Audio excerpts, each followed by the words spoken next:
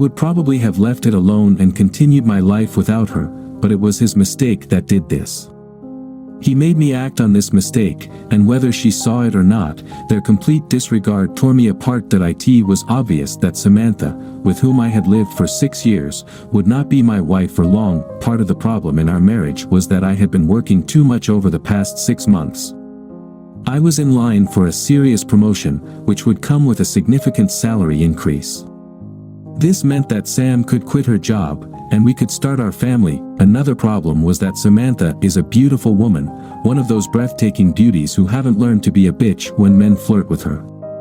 Not that she flirts back, but she has a wonderful smile that sends the wrong signal. Since Sam resembles Scarlett Johansson so much, with the same beautiful face and magnificent body, just taller, men naturally gravitate towards her. For some time, I had suspicions. She worked late too often, and she had to go out of town more frequently. But the mistake on his face at their company's holiday party was undeniable evidence. I almost had to force Sam to invite me to this party, and now I knew why. Respect is an important thing in my family. By the way, my name is John Simoncelli. If you'll spare me a few minutes, I'll give you just one example. In high school, I was the best player on the school team. It was at the beginning of the season, and we were facing a team with the best chances of not letting us into the championship. The opponent's pitcher threw a fastball straight at my head. The ball missed my face but hit my helmet. I stood up and ran first.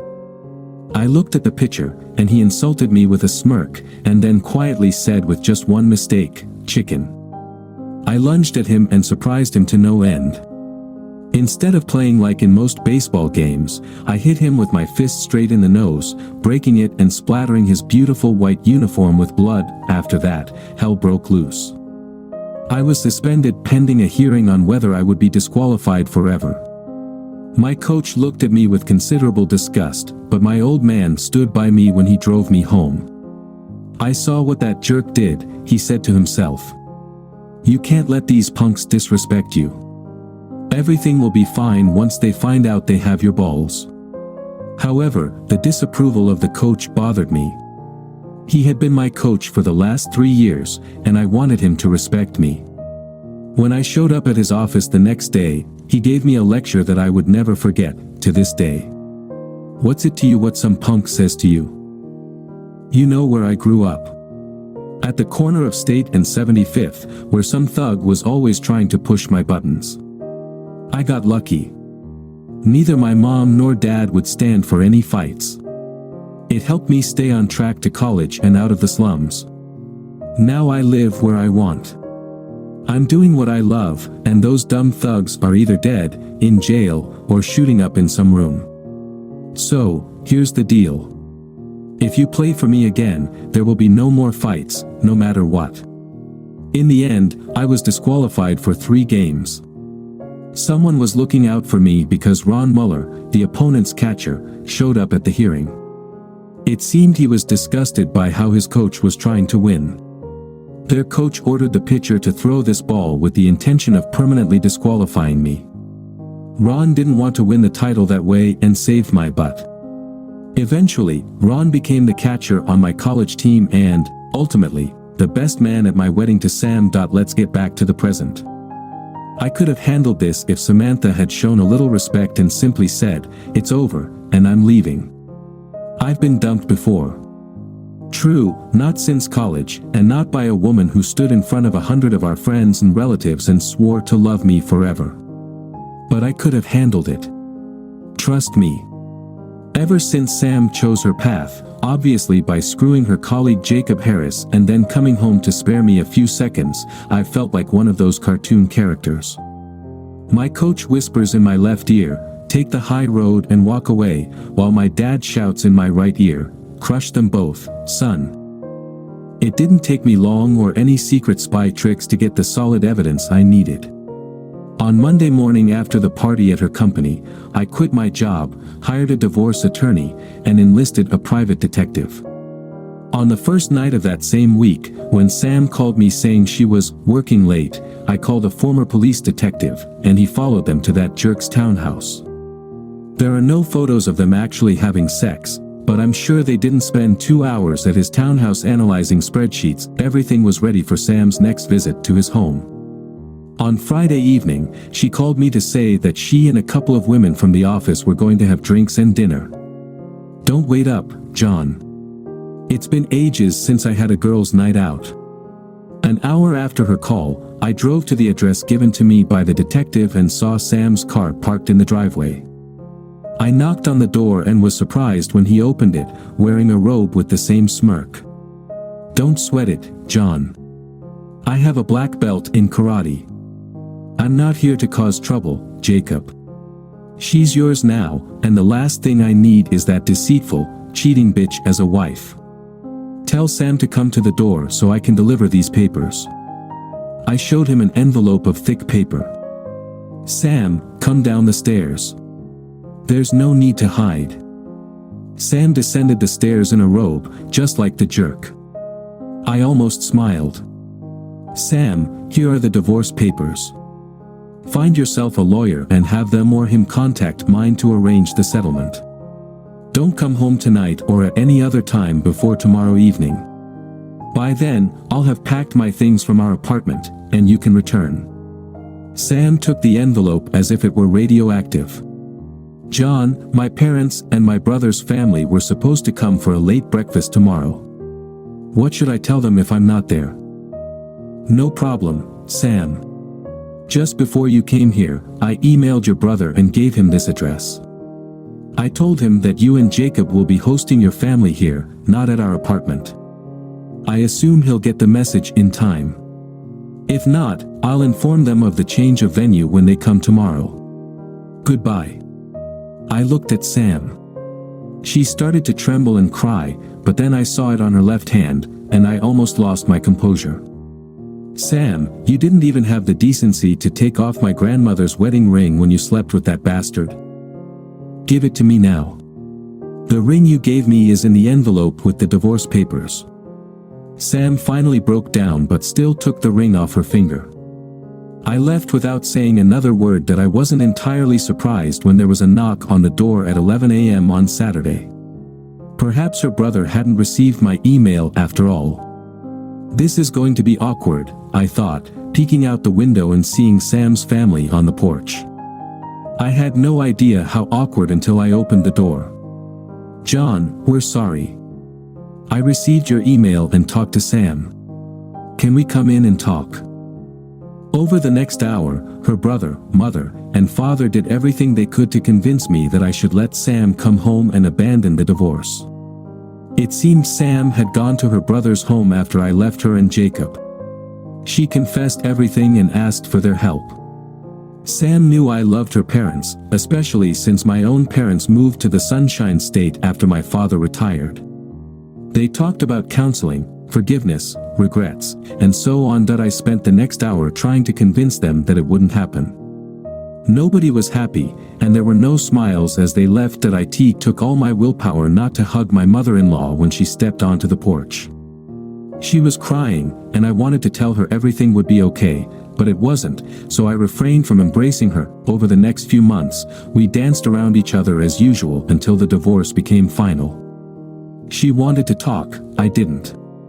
Her lawyer sought advice, mine said it would be a waste of time and money.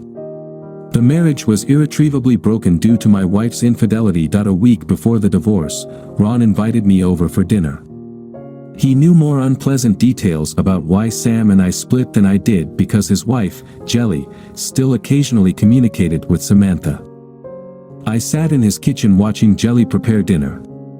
Jelly, as we all called her, was 7 months pregnant and positively glowing. Ron saw me looking at her belly and understood what was on my mind. John, let's step out onto the porch and chat. Meet you there, I'm out of beer. I headed to the fridge and, on the way, hugged Jelly around the waist. He adores you, Jelly. Never let him down. Why should I bother, John? I love this man, and soon we'll have a little boy.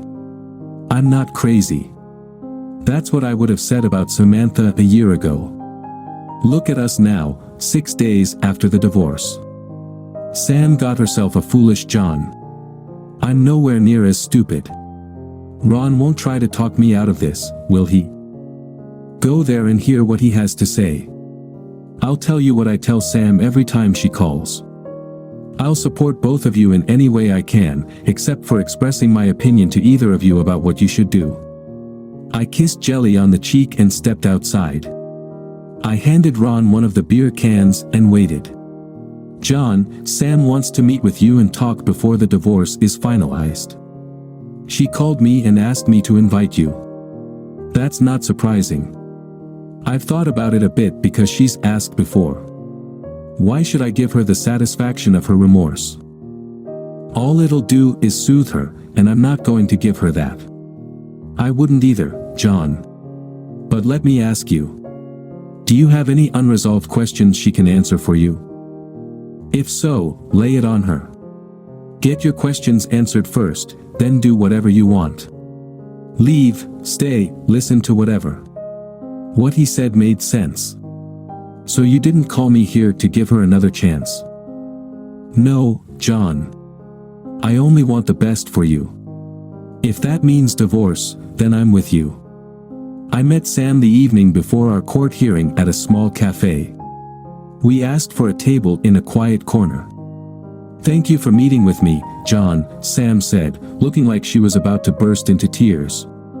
It took all my willpower not to think about her little hands that I didn't give her a chance to start the discussion. Sam, I know you have something to say to me, but first, I have a couple of questions. The waiter chose that moment to take our drink orders and start talking about the chef's signature dishes. I interrupted him as politely as I could, ordered a bottle of wine and a chef's salad for two, and asked the waiter to please leave us alone as much as possible. He understood. Sam, my first question is, why?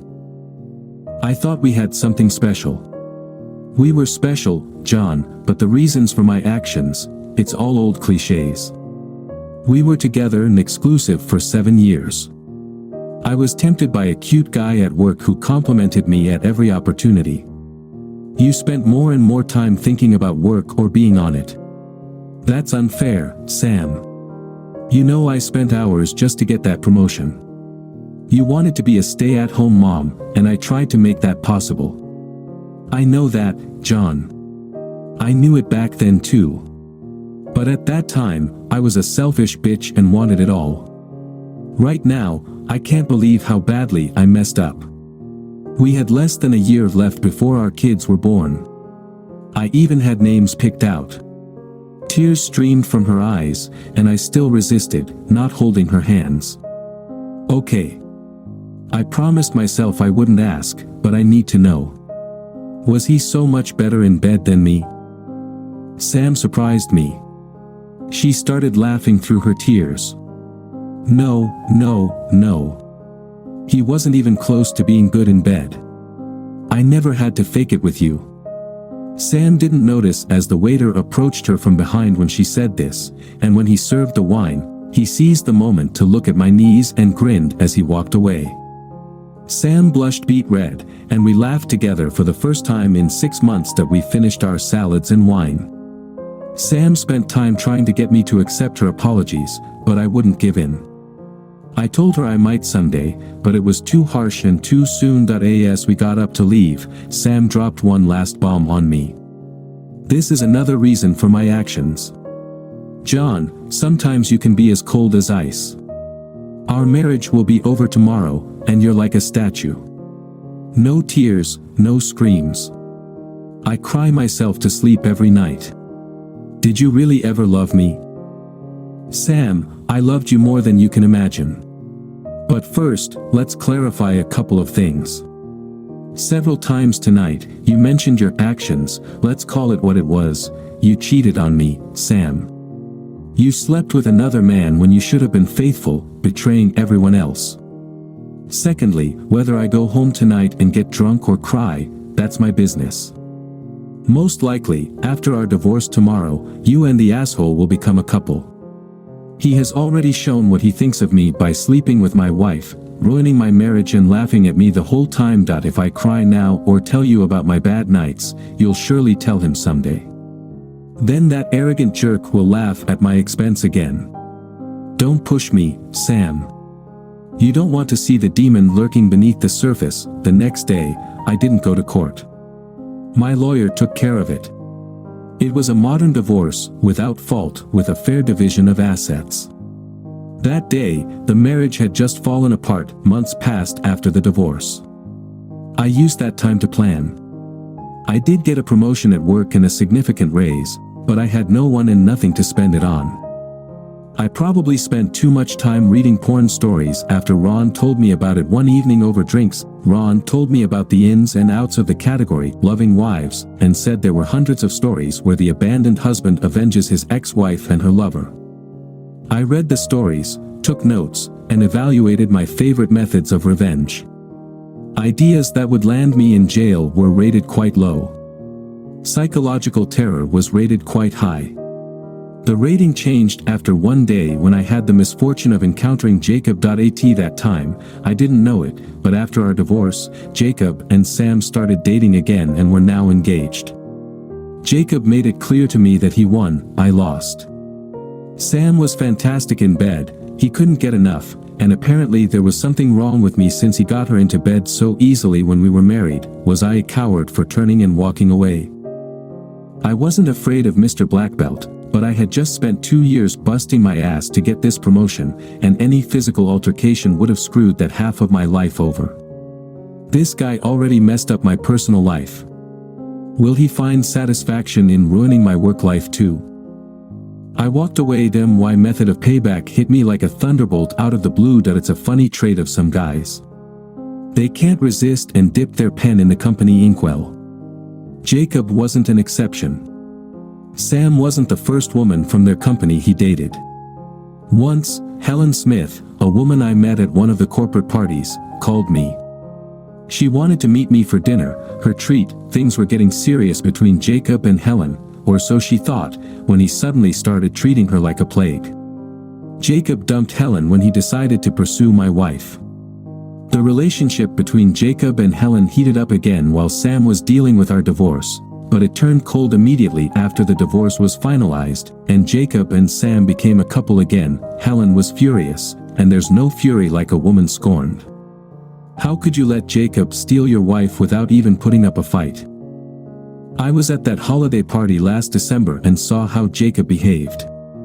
I was still in love with Jacob and hoped you would fight for your wife. You did nothing. Are you ignorant or just weak?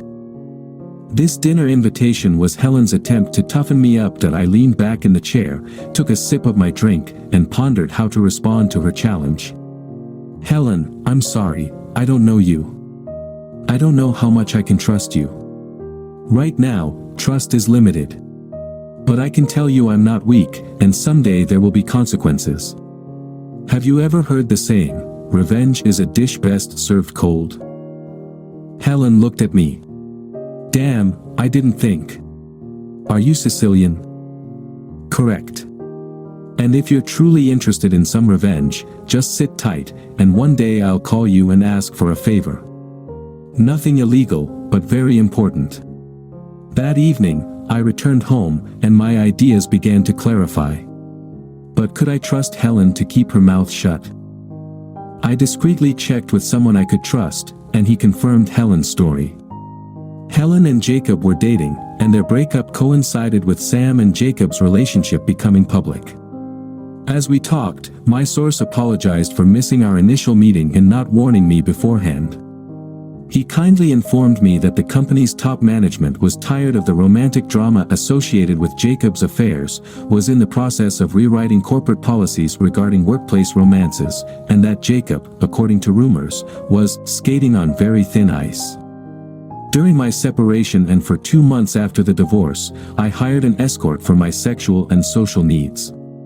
Cindy Fox, I suppose that was her professional name, and I went out for dinner or shows every 2 to 3 weeks and ended up spending a couple of hours having sex in bed before she went home. It cost me a pretty penny, but as I mentioned, I had nowhere else to spend my increased salary after the promotion at work. It was my first time paying for sex, at least directly, but I didn't want to tempt myself with rekindling relationships. So Cindy became my go-to whenever I had such desires. She also became an integral part of my plans that I called Helen and told her that if she agreed, she had only two tasks. Firstly, to give me Samantha's schedule for the time when she would be out of town on business. Secondly, to approach Jacob at the right moment and ask him to meet her in a public place to sort things out. The next day, Helen called me. Sam was supposed to leave town for 3 days and nights in 2 weeks. Helen had contacted Jacob and arranged to meet him on the first evening of Sam's trip at a bar, just to have a drink and chat, but I'm sure Jacob thought it might be the last time he'd see Helen. Cindy laughed when I explained the first part of my plan, but I truly shocked her when I outlined the second part. Cindy, have any of the women who do what you do ever contracted a social disease? I'm not talking about deadly things like AIDS, I'm talking about curable things like gonorrhea. Of course, it happens, but rarely. Most girls insist on condoms. I know a couple who have sex without a condom, but they try to be careful and charge double for that privilege. There were a couple of girls who had to get treated. Could you do me a favor, please? Let me know when one of the girls has something extra. I'll pay her for sex without the rubber, and I'll pay you the same as for your search. Are you kidding me? You want to give this guy something? Nothing deadly, just something to ruin his wedding night. Everything was set for part 1. Cindy told me the details later that evening. She was sitting in the bar, sipping her cocktail, when Jacob walked in and sat down next to her. They exchanged smiles, and Jacob ordered a scotch. Cindy was dressed in a regular business suit and looked very professional, not that professional. Jacob's mobile phone rang almost immediately. Of course, Helen, I understand. I hope your mom gets better. Jacob hung up and immediately turned to Cindy. Hi, I just got dumped because my girlfriend's mom got sick. Can I buy you another? Cindy grinned broadly at Jacob. Sure, I can handle 2, but don't try to get me drunk. I've been on the road for 2 weeks, and in that time, I haven't seen my husband. A girl starts to get lonely. Cindy flashed the engagement ring I bought at a pawn shop for just such an occasion. It was like waving a red cape in front of a bull. Jacob took the bait. My name is Jacob, nice to meet you. Anne. They drank and chatted for about half an hour. Cindy actually had a third glass and tried her best to appear a little tipsy. Before she finished the third, Jacob was trying hard to seduce her. Light touches on her hand and leg, charming conversation with enough sexual innuendo to try to warm her up. Cindy told me it was hard not to laugh at all the effort he was putting into this, considering she was getting paid. Finally, she got tired of the seduction. She finished her cocktail and invited him up to her room. Jacob and Cindy had sex twice in her room. Of course, Jacob didn't know that the whole event was being photographed. Cindy kicked him out, saying she needed to compose herself and get some sleep, but not before getting his mobile number. Then we looked at the photos on my laptop. I promised that any pictures where she could be recognized would be deleted before the camera or memory card left the room. Even after deleting half of the photos, we're left with dozens that show Jacob sleeping with this stranger. The wedding was still a month away, and I hoped we'd be lucky by the end of the month. 2 weeks later, Cindy called me with news. One of the girls has gonorrhea. I found out because she asked me and another girl to cover for her while she takes her medication. Did you tell her about my request? In brief, she's willing to talk, but bear in mind she's a professional and will probably charge you double because she thinks it'll be hard for you to find a replacement. What about your rate, is it changing? No, I suppose we made a deal, and you always take good care of me. And it's true, because I always left her extra tips that us owe Cindy, and I met with this young lady, she insists on not being named, and worked out the details for the second part. It will cost me a few thousand, but it's worth it. Cindy calls Jacob the next day. Hi, Jacob, darling, it's Anne from the hotel, remember me? How could I forget? Are you in town? Yes, I thought, are you ready for the sex of your life? Pretty confident. We had a lot of fun that night, but what are you willing to do to make it the sex of my life? I'm here, at the hotel, with a colleague. She's wild, and after what I told her, she thought you could handle both of us tonight. Can you handle it? Of course, Jacob's self-esteem made him believe that two women would want to him. I just need to make a quick call, and I'll be in the lobby. Not in the lobby. Just come up to room 449. We'll be here. Bring some chilled vodka. When Jacob arrived at room 449, our mysterious girl was there, but Cindy was not. Where's Anne? He asked.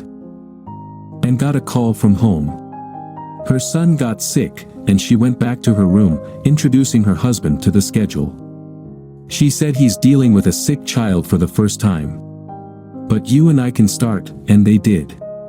Cindy never showed up, but our mysterious girl did everything she could to make Jacob forget about the threesome.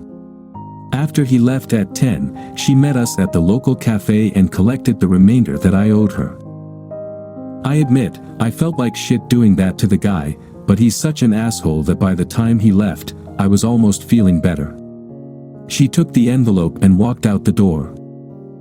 Cindy looked at me and shrugged. I told you she's a pro. You paid me for the night. Want to go to your place?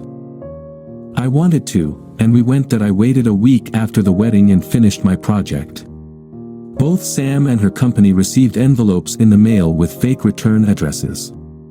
Each envelope contained a brief letter and a set of photographs. The letter to Sam read, "Dear Mrs. Harris, I regret to inform you of some bad news, but it seems your husband and my wife were involved while she was in your town. A private investigator hired to gather evidence provided me with these photographs. I included only those showing his face so you have no doubts it's him. I wasn't planning on telling you, except that I just received a message from my doctor that she infected me with a social disease. Perhaps you'll want to get tested." The soon-to-be ex-husband of your husband's whore. The letter to the CEO read, "Dear Sir, just thought you should know the kind of person working in your company. According to my wife, he picked her up at a bar, got her drunk, and infected her with a social disease. I don't know if this letter will reach you or if you even care, but I'd keep an eye on this scumbag. Seems he has no morals. A regretful husband." Everything fell into place quickly. Sam's family ended the marriage, Jacob was fired, and there are rumors they both got treated. It's handy to have a friend in the county health department. I was largely busy getting my life together. Sometimes, I envisioned potential scenarios. In one scenario, I beat the crap out of Jacob. In another, I pretend to reconcile with Sam, take her to another country, and then leave her there with no credit cards, passport, etc. I could have done the same if not for the vision of her mother and what it would do to her. Maybe I was cruel to my ex-wife, but not to my ex-mother-in-law's daughter, but I quickly lost interest as my new job became more engaging and challenging. This continued until the next Simoncelli family picnic. There was Uncle Vin, my father's older brother.